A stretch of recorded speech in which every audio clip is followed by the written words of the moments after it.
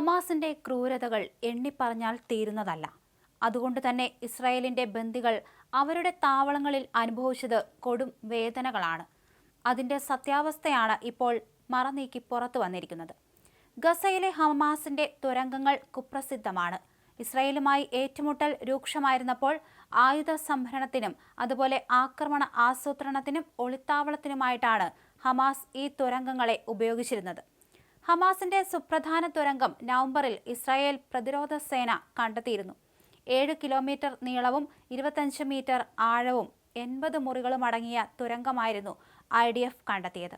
ഭൂഗർഭ ശൃംഖലകളിലൊന്നിന്റെ ഉള്ളിൽ നിന്നുള്ള ഞെട്ടിക്കുന്ന ദൃശ്യങ്ങളാണ് ആദ്യമായി പുറത്തു വന്നിരിക്കുന്നത്. ഇസ്രായേൽ പ്രതിരോധ സേനയ്ക്കൊപ്പം റഫയിലെ തുരങ്കം സന്ദർശിച്ച മാധ്യമപ്രവർത്തകയായ നതാലി ലിസ്ബോണയാണ്, അതായത് ഡെയിലി മെയിൽ മധ്യേഷ്യ കറസ്പോണ്ടന്റാണ്, ഉള്ളിലെ ഭീകരമായ അവസ്ഥകൾ റിപ്പോർട്ട് ചെയ്തത്. 7 കിലോമീറ്റർ, അതായത് 4.3 മൈൽ നീളമുള്ള ഈ തുരങ്കം 80 ഒളിത്താവളങ്ങൾ ഉൾക്കൊള്ളുന്നുണ്ട്. കൂടാതെ ഈജിപ്ത് അതിർത്തിയോട് ചേർന്നുള്ള ഫിലാഡൽഫി ഇടനാഴിക്ക് സമീപമുള്ള ജനവാസ കേന്ദ്രത്തിന് താഴെയാണ് ഇത് സ്ഥിതി ചെയ്യുന്നത്.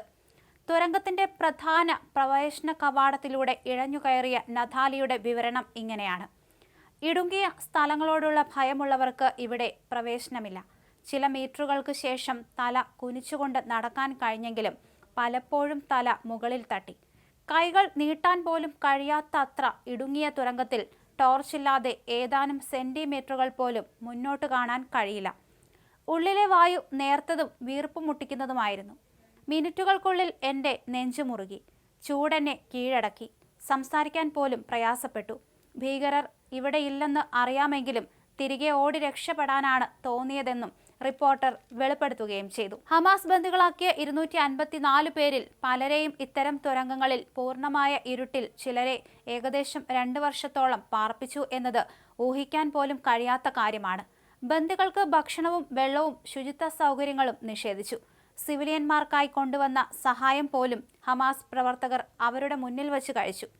ചിലരെ കൂടുകളിൽ പാർപ്പിച്ചു.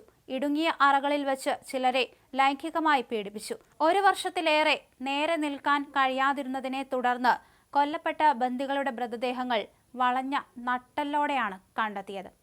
അങ്ങനെ ദുരിതമായ ഒരു കാഴ്ചകളൊക്കെയാണ് ഇവിടെ നിന്ന് പുറത്തു വന്നിരിക്കുന്നത്. എന്തായാലും ഹമാസിനെ അടിച്ചമർത്താതെ ഇസ്രായേൽ അടങ്ങിയിരിക്കുന്ന പ്രശ്നമേയില്ല.